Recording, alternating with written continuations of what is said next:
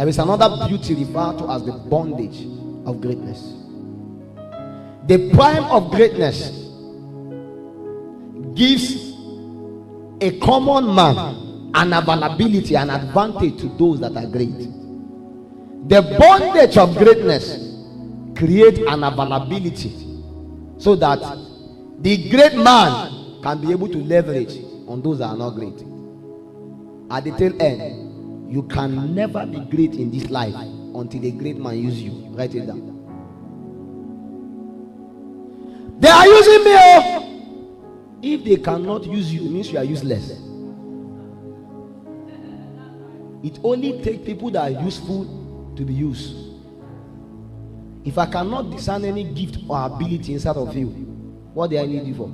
You are very useless. Go and find. Your first step is not looking for a great man. Is discover what you have first. When you discover what you have, then you can now come to a great man and find a way to serve through greatness to become great. So in prime of greatness, a great man has become great. Now he's looking for who he can help become great so that his legacy can continue. In the bondage of greatness, a great man wants to become greater. Because one of the greatest bondage in greatness is that every great man wants to become greater.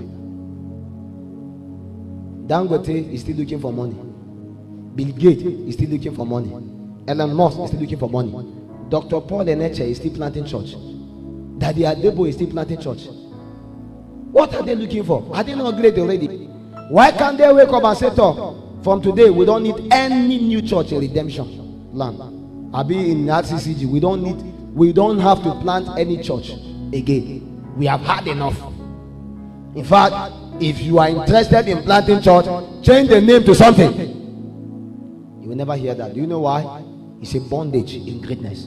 That every great entity, every great human being, every great person wants to become greater. And because they want to become greater, it's a trap. Because that is your only leverage to be able to enter into the economy. No great man has your time. They only have your time so long as you have a way to leverage through them. See, there is no one you ever see today that is great that is not traceable to somebody. It's a lie. I assure you, you can count 10 and I will guarantee you 9 have come to a point where one way or the other they were either used or they leverage upon the bondage in keeping to the greatness of somebody for them to rise. You will never believe that you ever be great until you find a template in a man you can follow. And that is the reason why, whether you like it or not, at every point in time, if there is a certain level of DNA of greatness in you, it resonates towards anything that is great. And because it resonates towards anything that is great, or it gravitates towards a great person. There are many of you that are friends with so many great people. You don't even know why they like you. Inside of you, there is already the G and the DNA of greatness. And even those people cannot do without you. You don't even know why they like you. You don't even know what you are offering to them literally. But there is something inside of you that compels and attracts greatness. But one of the advantages in keeping to this is number one. When you find yourself connected to great people, there is a reason. God has brought you to be able to add up what you don't have, so that you can fast climb the ladder. One. Number two, God has brought you so that you can be able to establish a network, so that through service to them you can be able to rise faster.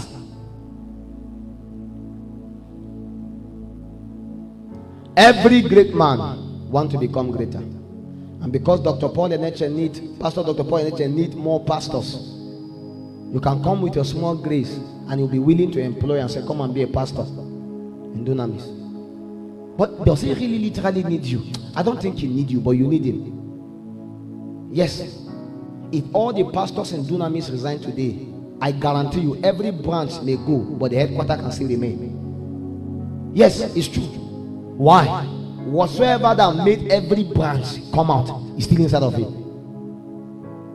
But many of them can only rebel because now they have come to a point where they have grew through his tutelage. So his bondage and the prime bring him to a point where he became vulnerable to them, but they in themselves have to become vulnerable to him. So when we speak about the 5 fingers of greatness, we are speaking about the ability of God deposit in a man, through which God used to be able to bring a man to limelight. And there are not too many of them. Everybody you see today in limelight that is ever great in the kingdom, in the secular arena, there are few things that made them great. And so when you look into the secular society, you can count among the 3,000 billionaires. I can guarantee to let you understand that all of them are traceable to each other. Yes, most billionaires, they know themselves. Most ministers, they know themselves. Most ministers, don't believe me. I always tell you, if you know the number of ministers I know. Today Apostle CEPHAS was passing and he called me. He says he's going to Benue for what? I said, well, today is my service and we could not see. What I'm trying to let you understand is that sometimes I feel ashamed to bring some people to Lafayette. They beg me, ask me, when will you come? I say, don't come. Do you know why? We are not yet prepared. I know you see, if you think that you are ready to bring Bishop Oyedepo in this place, you are not. If Bishop Oyedepo come, all of us will shit in our bed.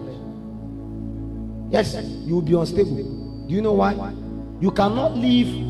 If Dr. Paul enter Lafayette here, where are we going to bring him? Where are we going to bring him? Where? The last time he came, it was the stadium he used. After then, we never won any match again. All the charms in the stadium break.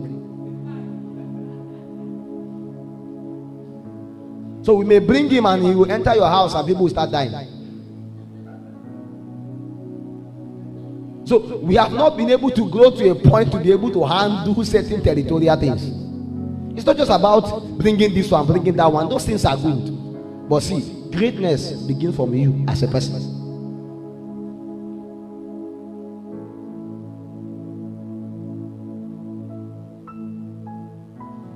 Everybody has the potential to become great, but not everybody will become great. Only those that are willing to serve, because service is greatness.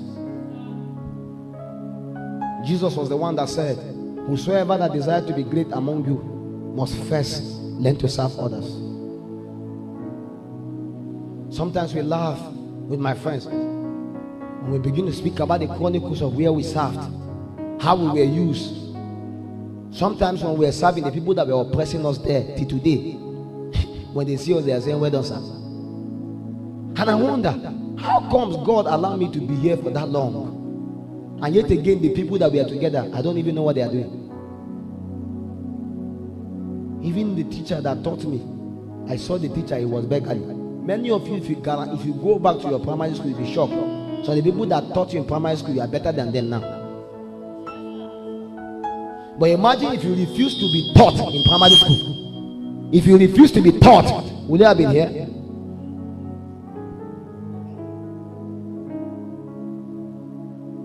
So service itself is greatness. But it is almost impossible for men to remain in service. Why? Because it breaks every pride in you. It breaks everything in you. Except a corn of weed fall to the ground and die, it abide alone. Many of you don't want to die, so you abide alone. And like I said, in your days and time of service, don't be afraid, don't be ashamed, don't be too careful, because at that time you are looking for a privilege to exercise and to utilize the abilities to which God has given unto you. Everywhere he went, the Bible says he was doing good. Everywhere. But how did he begin to do good? Go to the book of Acts chapter 10, verse 38. That gives me the first finger of greatness. When it comes to this kingdom economy, it's not possible for you to become great except you are anointed. But one finger of greatness, which is the most important among them, is the anointing.